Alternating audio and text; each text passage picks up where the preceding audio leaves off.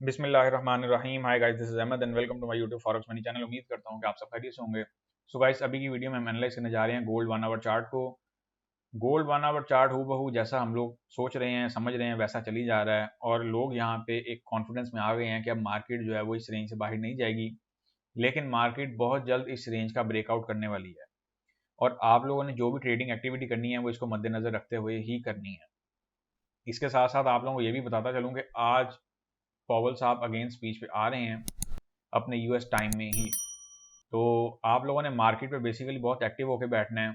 कोई हमें विक देखने को मिल सकती है क्लोजिंग टाइम पे, कोई हमें एक बियरिश टोन मार्केट में देखने को मिल सकती है गोल्ड के पॉइंट ऑफ व्यू से या अदर करेंसी पेयर्स के पॉइंट ऑफ व्यू से भी। कोई डॉलर एकदम स्ट्रांग हो सकता है। अभी हाल ही में डॉलर जो है वो कल की डेट में अगर हम बात करें यूएसडी जेपीवाई के पेयर की, तो वो बहुत बुरी तरह से वीक हुआ है।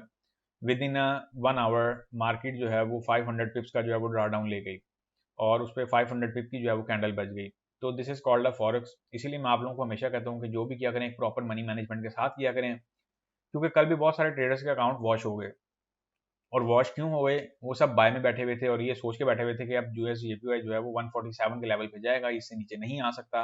लेकिन जापान ने एकदम मार्केट में आके बैटिंग की और उसका नतीजा ये देखने को मिला कि मार्केट जो है वो एकदम क्रैश कर गई। अगर मैं बात करता हूँ कुछ आज के पॉइंट ऑफ व्यू से, जब तक गोल्ड इस रेंज के अंदर वर्क कर रहा है हम लोग इसको फॉलो करते हुए ही चलेंगे। जब इन रेंजेस का ब्रेकआउट होगा तब की तब हम देख लेंगे कि हमें फर्दर क्या चीज़ देखने को मिलती है।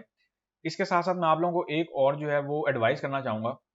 ये एक अनाउंसमेंट भी समझ लें, इसको एक एडवाइस भी समझ लें। और वो क्यों समझ लें? क्योंकि जो बिगिनर लेवल के ट्रेडर हैं, जो फॉरेक्स में 100 200 300 डॉलर के लेवल से आते हैं, उनको मेरी स्ट्रिक्टली एडवाइस है कि या तो वो सेंट अकाउंट पे आएँ, क्योंकि वो आते हैं डायरेक्ट स्टैंडर्ड अकाउंट पे। 100 से हर बंदे का ख्वाब है कि मेरा 10,000 बने, और ये ख्वाब देखना कोई बुरी बात भी नहीं है, लेकिन ख्वाब भी एक तरीके में देखे जाते हैं। अगर आपकी जेब इजाज़त नहीं दे रही है, ये मैं आपको बहुत फ्रेंडली एडवाइस कर रहा हूँ। अगर आप लोग ये सोचते हैं कि नहीं हमारी जो है वो जेब इतनी नहीं इजाज़त देती, तो मैं आप लोगों को एडवाइस करूँगा कि आप फॉरेक्स से तब तक दूर रहें जब तक कि आप फॉरेक्स में इस लेवल तक ट्रेन ना हो जाएँ कि आप खुद से काम कर सकें या आप एक प्रॉपर वे में काम कर सकें। क्योंकि फॉरेक्स एक बहुत गहरी और एक ख़तरनाक फील्ड है। फॉरेक्स में काम करना जितना आपको ईज़ी लगता है उतना मुश्किल भी है, और जितना मुश्किल लगता है उतना ईज़ी भी है।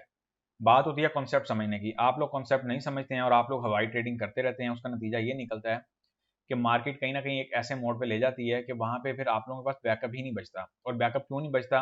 अब मार्केट ने तो फ्लोटिंग लेनी है। अब आप लोगों के पास बैकअप जब नहीं बचेगा तो मार्केट उसका भरपूर फ़ायदा उठाएगी। इसीलिए मैं आप लोगों को हमेशा एडवाइस करता हूँ कि आप लोगों के पास लॉट मैनेजमेंट ऐसी सफिशिएंट होनी चाहिए कि आपका अकाउंट कहीं न कहीं सर्वाइव कर रहा हो।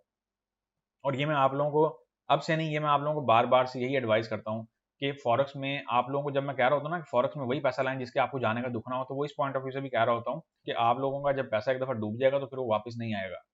चाहे वो आप किसी भी फॉरेक्स ब्रोकर के पास काम कर रहे हो, चाहे कहीं भी काम कर रहे हो। फॉरेक्स इज़ रिस्की और इसको ज़हन में बिठा के चलें।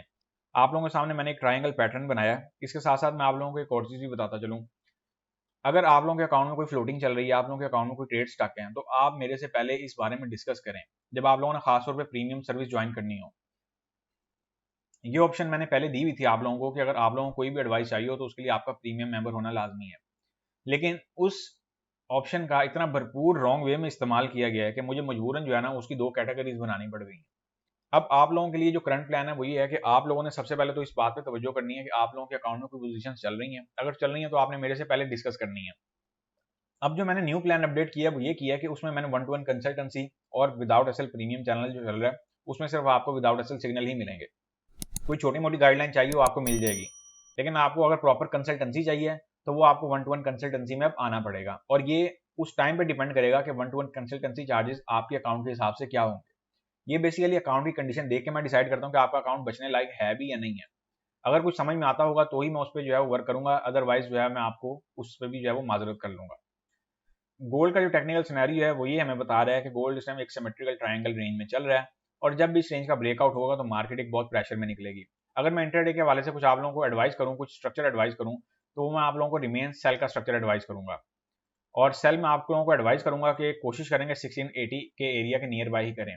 जैसे कि अल्हम्दुलिल्लाह ये पूरा वीक ही हमारा गोल्ड के पॉइंट ऑफ व्यू से बहुत मजेदार गया है और हमारे बैक टू बैक टीपीस बीट हुए हैं। अब जिन लोगों ने प्रॉफिट बना लिया वेल एंड गुड है, जो नहीं बना सके, जो यही सोचते रहे कि अब बनाएंगे, कल बनाएंगे, परसों बनाएंगे, या जिनके अकाउंट स्मॉल थे या जो ऑलरेडी फ्लोटिंग में स्टक हैं, उनका कुछ नहीं कहा जा सकता। ये उन्होंने खुद देखना है कि उनके पास मार्केट में क्या स्ट्रक्चर बनता है। अगर मैं बात करता हूँ यहाँ पे स्ट्रक्चर की, स्ट्रक्चर मैंने यहाँ पे ड्रॉ कर दी है, डिटेल्स में यहाँ पे ड्रॉ करने जा रहा हूँ, उनको नोट कर लें। अगर हम गोल्ड को सेल करने की सोचेंगे तो सेल हम करने की सोचेंगे 1678 टू 82 के एरिया से। और TP1 की अगर मैं बात करता हूँ तो TP1 हम इसमें रखेंगे 1671 के एरिया का। TP2 की अगर मैं बात करता हूँ TP2 हम इसमें रखेंगे 1663 के एरिया का। TP3 की अगर मैं बात करता हूँ तो TP3 हम इसमें रखेंगे 1657 के एरिया का। आज चूंकि फ्राइडे है, क्लोजिंग डे है, और मैंने उसके अकॉर्डिंग जो आप लोगों को टीपीस दिए हैं वो बहुत लिमिटेड से दिए हैं, और एसएल जो स्ट्रेट का आएगा वो रिमेन 100 पिप का आएगा 1690 के लेवल का। अगर मार्केट एसएल ब्रेक करेगी फिर हम तब की तब देखेंगे कि हमारे पास फर्दर क्या स्ट्रक्चर बनता है।